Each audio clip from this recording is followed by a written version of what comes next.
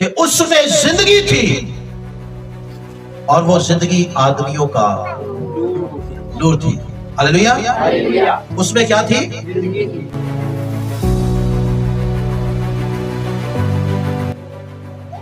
उसमें जिंदगी थी। ये कुछ छोटी सी बात नहीं है।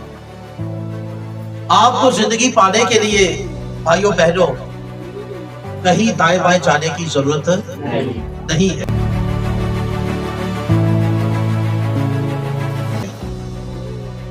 क्यों?